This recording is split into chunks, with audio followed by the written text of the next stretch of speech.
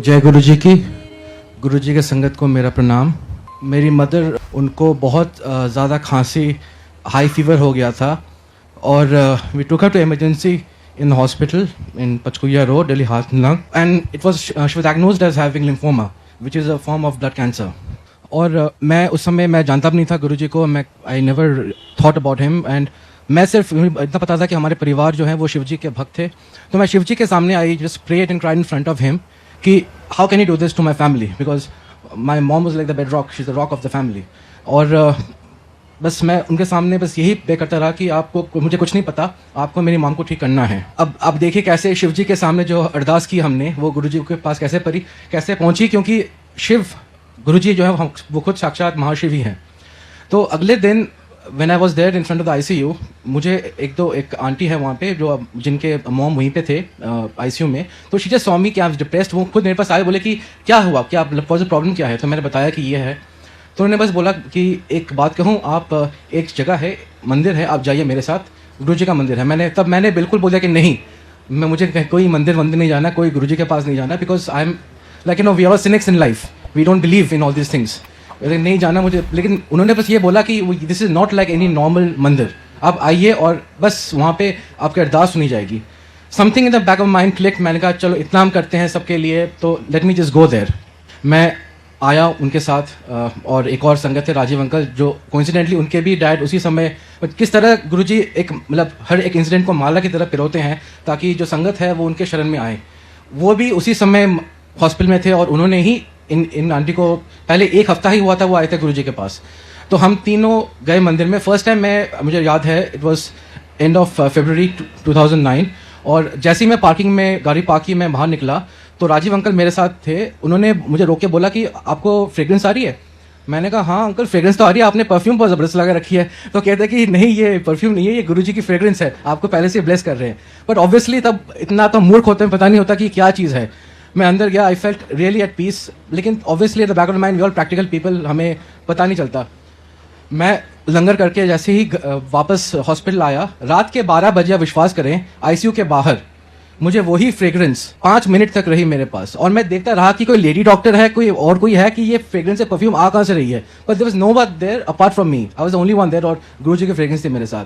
तब मुझे पता चला कि नहीं, मैं साक्षात भगवान के वहाँ पे आया हूँ। और उसके 2 दिन के बाद ही मेरी मदर जो थी वो शी रिकवर्ड। मैं गजल प्रसाद, जो संगत को पता ही होगा, मैं ले गया था, उनको पिलाया, वो बाहर आई।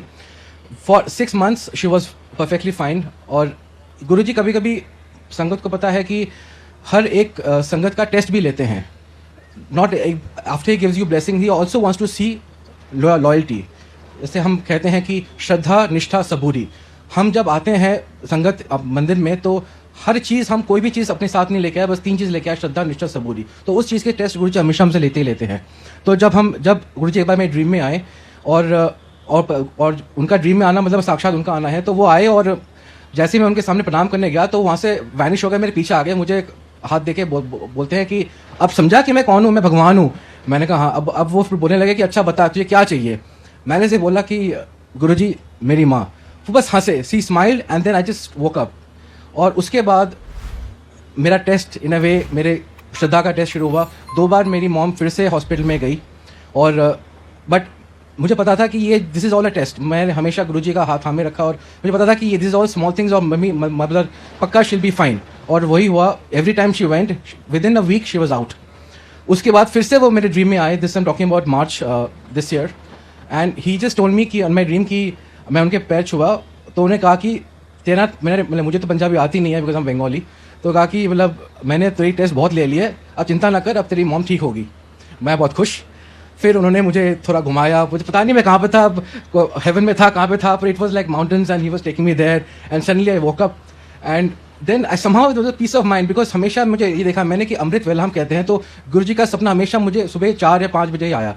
तो I got up, I was very very at peace with my self. फिर उसके बाद हमने घर चेंज किया, सब कुछ किया। My mom she also has dementia, but धीरे धीरे करके she is much better now. अभी इनफैक्ट कल तक अंकल को पता नहीं था कि मैं सत्संग करूँगा। ये तो एकदम से ये हुआ कि अभी हाल ही का सत्संग सुनाता हूँ कि 1 हफ्ते पहले मेरी मदर फिर से उनकी तबीयत थोड़ी खराब हो गई और अब से because of lymphoma is such a cancer where the immunity system is compromised. So even if a person has got a cold and cough, it suddenly aggravates into pneumonia. You don't know. So, I mean, रात को 4 बजे उनको लगा fever हुआ. सुबह I was just kind of frantically trying to call a doctor कि क्या हुआ क्या नहीं हुआ. और मुझे फ़ोन आया सुखी आंटी आइलैंड से. उन्होंने कहा बेटा क्या हुआ.